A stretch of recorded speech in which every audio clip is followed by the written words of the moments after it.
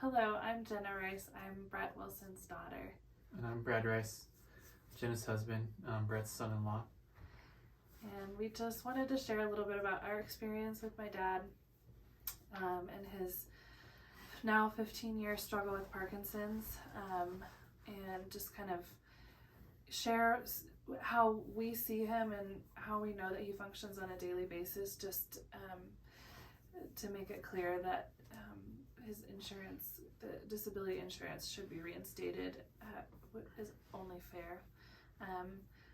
I learned about my dad's diagnosis 15 years ago or so. I can remember it distinctly, sitting down at our family dining table, and my parents told my brother and I what was going on with my dad. We had no idea. We didn't see it coming.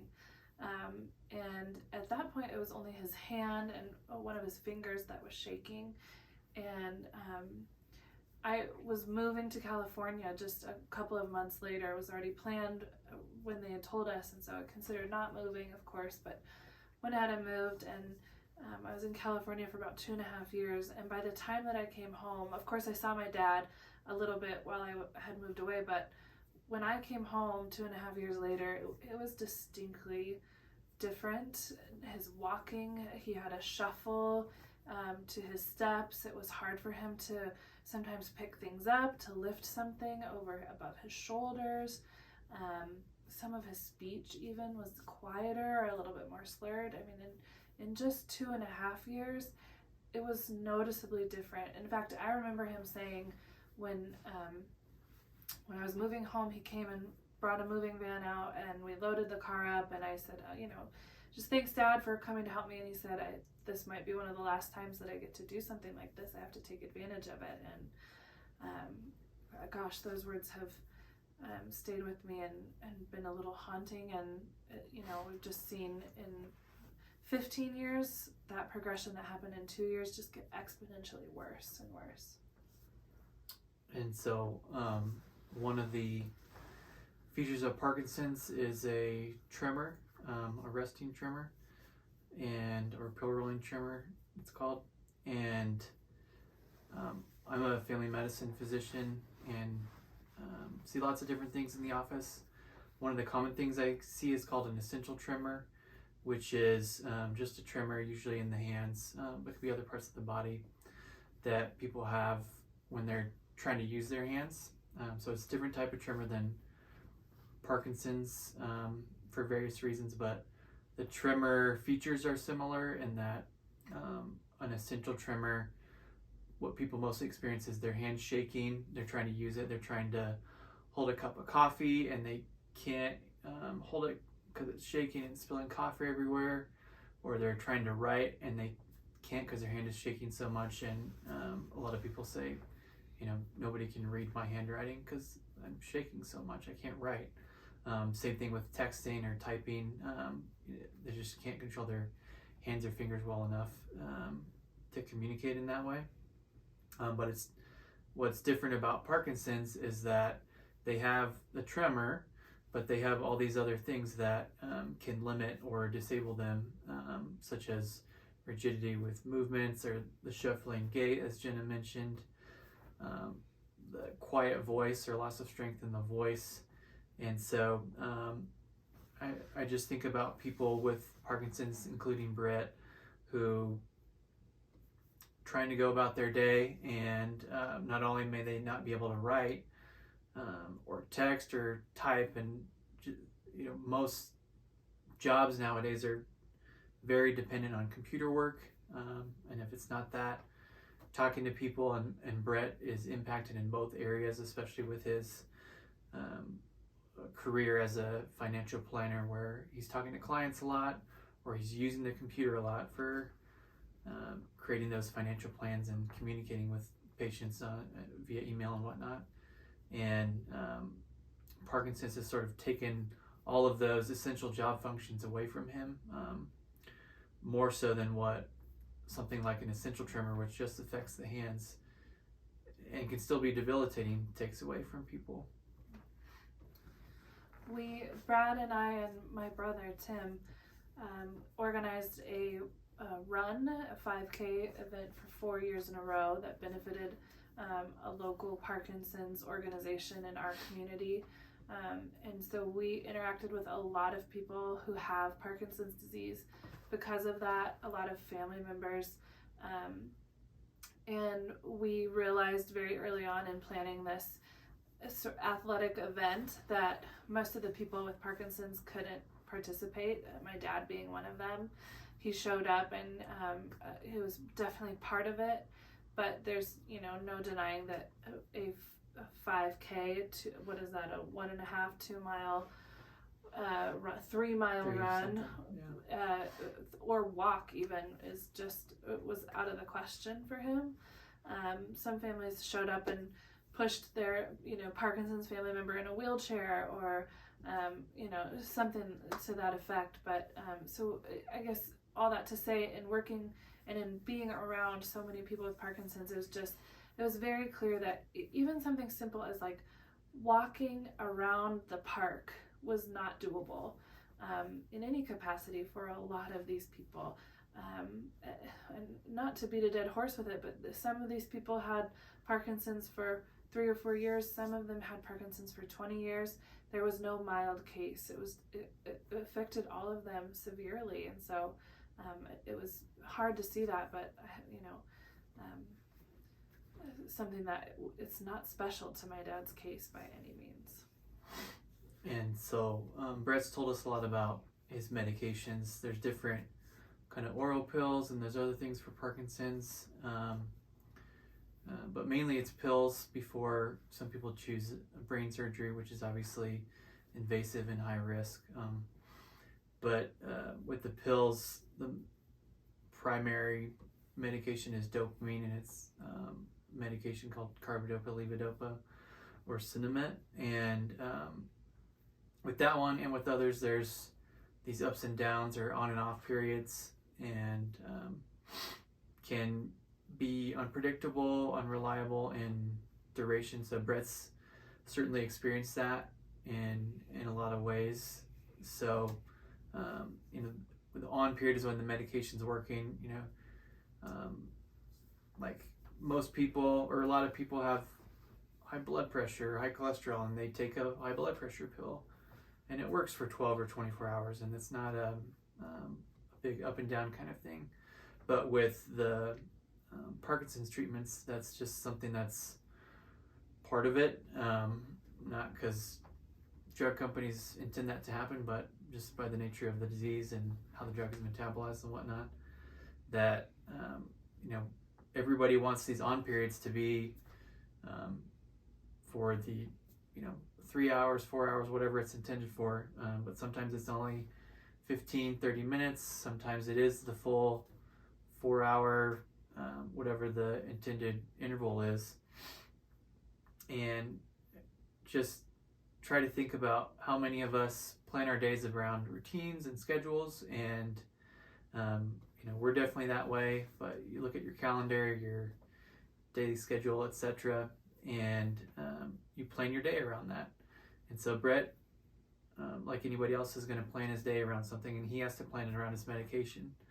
But the problem is his medication is not always going to kick in or work as intended. So not only does Brett have to plan his entire life and day around his drug schedule and fitting his life in when he thinks he's going to be on or drug period, but that doesn't always happen. So he has to basically forego any plans or meetings or scheduled things that he had during those on periods if the drug doesn't kick in, and there's no real way to predict it.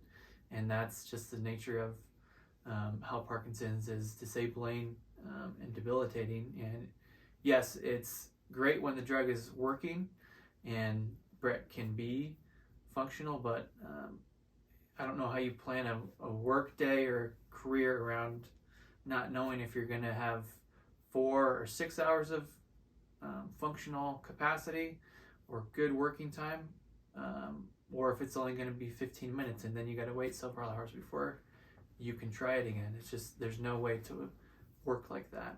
And obviously everybody wishes it was better, but that's where Brett's at, and you know, we can hope that the disability thing is going to get overturned, because this is the situation he's in, and he just can't work like that. One way that it hit home for me is just seeing the way that the medications affect his sleep patterns, and whether it's a combination of like the on and off period of the drugs, or the side effects that the drugs have with dyskinesia, which is the body kind of responding with like unpredictable movements to with the medication. For whatever reason, he just doesn't get very good sleep. He gets horrible sleep, to put it frankly. And he'll sleep for maybe 2 or 3 hours if he's lucky, and then he'll be up for 3 or 4 hours, just awake, unable to go back to sleep. And then, maybe he'll get another 1 or 2 hour stretch before the morning comes, and then he's up again. And so that is just, nobody can live like that.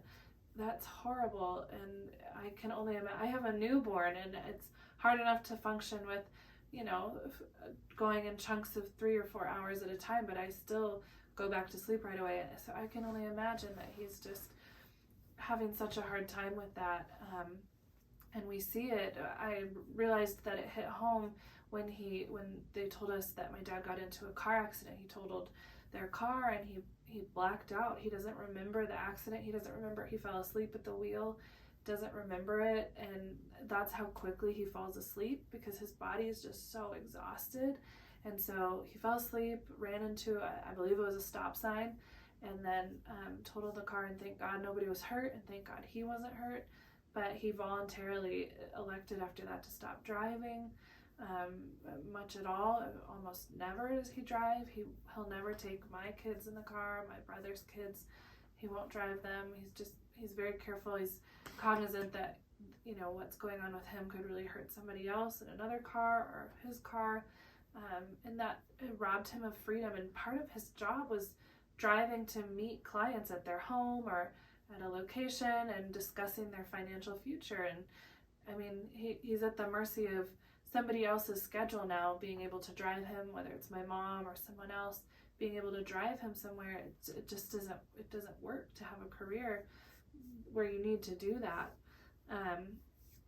And being at the mercy of his medication, one thing that I think about a lot is that his family is just his very favorite. There's nothing like family time for my dad, and we know that about him, and he loves his grandkids, and he loves us, and he just really enjoys seeing us, of course, and we enjoy seeing him, and so those are his happiest times, as they are for me and for Brad, and it's such a struggle for him, even in the best moments, the most exciting things that he's looking forward to.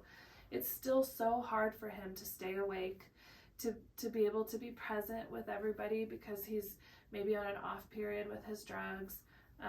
So he might fall asleep mid-conversation, or we're in the middle of playing a family game and he'll just fall asleep, and he'll have an off period, and so we'll want to go for a walk or go do an activity or play another game, and he just can't participate, and so that's heartbreaking for him and for us. And so it makes me think that if these moments are the most special to him, and he's trying his hardest in these moments to be present, and he still can't be, that makes me think how hard it is just even at work, where he loves his work and he's excited to be there, but if even with his family he can't pull it together to make it a 5 or 6 or 8 hour stretch, how much harder it must be at work for him to do so. And he's not trying to claim disability because he's lazy, and it's not that he can't pull it together because he's lazy, it's because he's physically limited. And an example of that is this past summer, he and his wife Kathy, they at the time owned a rental property that we lived in college, but they were renting out to other people after we all moved out, and the sprinkler system had problems. So they've always been big DIYers, and do a lot of work themselves at the home and a lot of the maintenance instead of hiring out. And even despite Brett's disability, this summer he was working at the house trying to fix the sprinkler system. And, even in the midst of disability, he's not hiring a sprinkler guy to fix it. He's going to go in and do the work, even if it's going to take many times longer for him than it used to. And so he asked me to come help, not because I know anything about sprinkler systems, which I don't really, but just because, his motor skills are not there to be able to do some of the fine motor movements, or just to me to help and get it done more quickly with digging the holes and putting some of the parts together and whatnot. And that's what I witnessed is, I could do something that he told me to do X, Y, or Z because he knows what he's doing with sprinkler systems, but he just couldn't do it himself, or at least in a very timely fashion, because of how Parkinson's slows him down or affects those fine motor movements because of the tremor or whatever it is. I just could see that he didn't truly need me there because I don't know anything about sprinklers, but he needs somebody who can do the tasks, and you can imagine how that would affect his career and his work. If he has to get somebody to help him for something like a sprinkler system, what else does he need help with in the nature of a normal day-to-day job? So I guess in conclusion, we could say a million wonderful things about my dad. He's a man of character, a man of integrity, and I could find 100 people who would say that about him easily. He's just a really good man, and I don't think anybody, my worst enemy, wouldn't deserve getting Parkinson's disease, but certainly my dad doesn't deserve to have it, and it's really robbed him of time with family, normalcy in his life, traveling, looking forward to any sort of retirement. It has really truly robbed him of the time and the energy that it would take to run his business, and to these are some of his best earning years. I mean, he spent years building up a client base that would serve him really well these years. And so to not be able to see the reward of that, and to see the reward of all of his hard work is really heartbreaking. And it's affected us as a family because time with him is different, and it's affected his marriage, and it's affected everything, and we all love him, and of course are doing everything that we can to help. But there's just no doubt. I just want to be so clear that there's just no doubt, and there's no putting it on, there's no faking it. I mean, it is so hard for him to function. An 8-hour stretch of time to you and I may seem just, we may have just some hard things that happen during the day, but in no way are we bogged down and inconvenienced and troubled by all of the things that my dad goes through. And the way that he makes it through a day, and that he keeps a good attitude, and that he is so strong still, is absolutely amazing to me. But there's just no doubt in my mind that he deserves this disability insurance, that like the way that he functions. I wrote a letter, and I like the way that I put it in there when I said it's past the this is inconvenient for him phase to the we're well into this is almost impossible phase. And it's heartbreaking, but it can only be fair to reinstate his disability insurance, because he can't function with a normal 8-hour workday. A normal 5-hour workday, 3-hour workday would be tough too. And Brett's like, I think all of us, when we get a disability insurance policy, we hope to never use it. I mean, we pay into it for 20, 30 years every month, whatever it is. And we don't want to ever have to tap into that or use that, because that means we're disabled, and nobody wants themselves to be disabled. And Brett's the same way. He would love to not have to need disability income, but he is now disabled, and the fact that this disability decision got revoked, or however you want to put it, based on an error in a medical note that has since been corrected, is frankly just wrong. And so we hope you can see doing what is right for Brett, and frankly doing what he paid for in his policy and reinstating it.